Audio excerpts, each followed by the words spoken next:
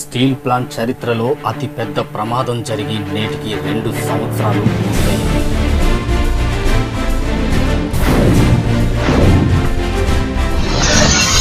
వైర్లతో కట్టేసి కిరాతకంగా సజీవ దహనం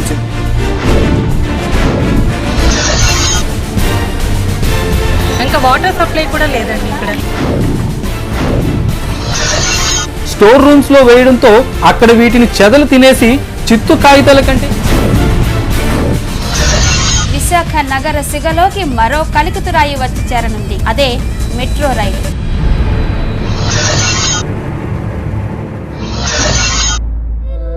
వీటెలి ప్రత్యేక కథనం.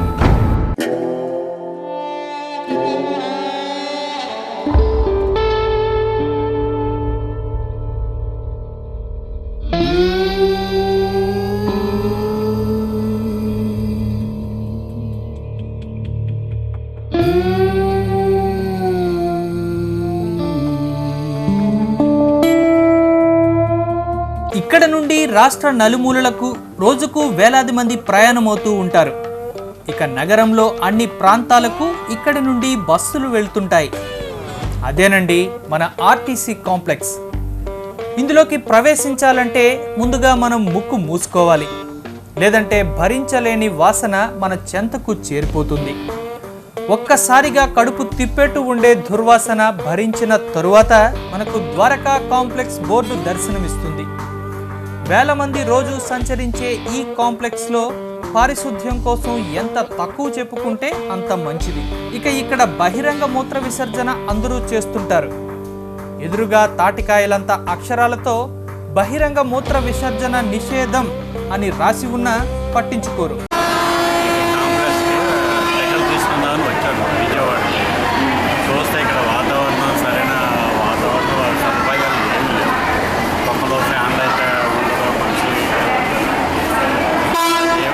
కనీసం టీ అన్న తాగుదామంటే 10 రూపాయలు తక్కువ లేదు. టీ అది నీళ్ళ దొరుకుతుంది.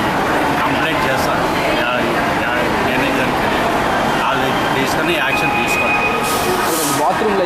బాత్రూమ్లు ల్యాబరేటరీలు కూడా మరీ అద్దాలు ఉన్నాయి. పంపు కొడతారు. ఫుట్పాత్ మీద గోడ పక్క మీద పాస్ అవుతా పంపు లోపల ప్రవేశించలేకపోతాం. దానికి అన్నిసార్లు కంప్లైంట్ చేస్తున్నాం. తీసుకొని అవుతాం. బయట అలాగే ఉంది, ఇన్సైడ్ కూడా అలాగే అవుతాం. ఎవరు యాక్షన్ తీసుకునే ప్రసక్తి లేదు.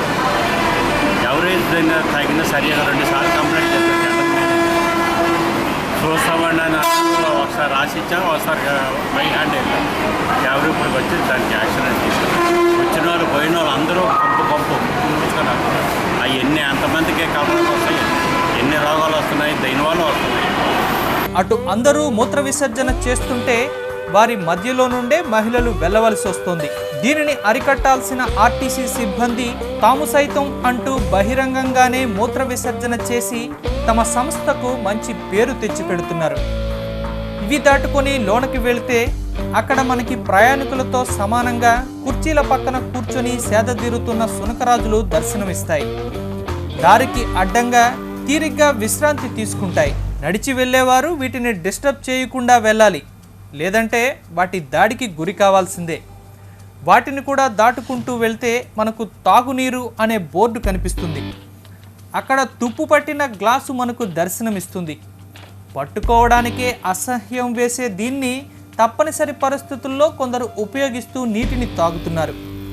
ఇక మరికొందరు చేతి చమురు వదిలించుకొని వాటర్ ప్యాకెట్లు బాటిల్స్ కొనుక్కొని దప్పిక తీర్చుకుంటున్నారు. ఇక ఇంత పెద్ద కాంప్లెక్స్లో 2 సులాబ్ కాంప్లెక్స్లు కూడా ఏర్పాటు చేసింది ఆర్టీసీ సంస్థ. వీటిని కాంట్రాక్టుకు ఇచ్చింది. అయితే ఈ కాంట్రాక్టర్లు ప్రయాణికులను అడ్డంగా దోచుకుంటున్నారు. లోపల కనీసం నీరు కూడా ఉండదు, కానీ డబ్బులు మాత్రం భారీగా దండుకుంటున్నారు. మూత్ర విసర్జనకు ఎంత తీసుకోవాలో ఉండవలసిన ధరల పట్టిక కనిపించదు. దీంతో దూర ప్రాంతాల నుండి వచ్చే గ్రామీణుల వద్ద దొరికినంత దోచేసుకుంటున్నారు. ఇందులో మూత్ర విసర్జన చేస్తే జబ్బులు వెంట తెచ్చుకోవచ్చునంటున్నారు ప్రయాణికులు. మరోవైపు కూర్చునే కుర్చీల వద్ద, ప్లాట్ఫామ్ల వద్ద చెత్త చేరి ప్రయాణికులను ఇబ్బందులకు గురి చేస్తున్నాయి.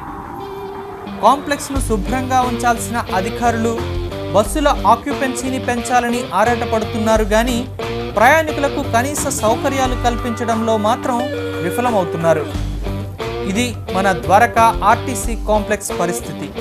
ఇప్పటికైనా అధికారులు ముఖద్వారం వద్ద ఈ తరహా స్వాగతాన్ని అరికట్టాలని కోరుకుందాం.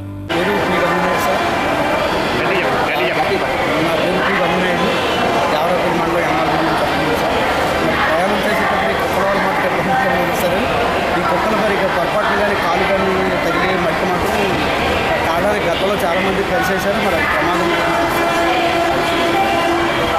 బాత్రూమ్స్ లోపలికి వెళ్ళినా సరే రోడ్డు మీద వెళ్ళకుండా లోపల కూడా అదే పరిస్థితి సార్. పరిస్థితి ఏం పాటించడం లేదు సార్.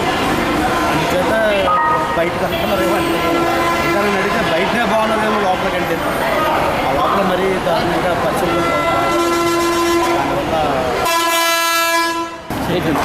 పరిస్థితి ఏంటి?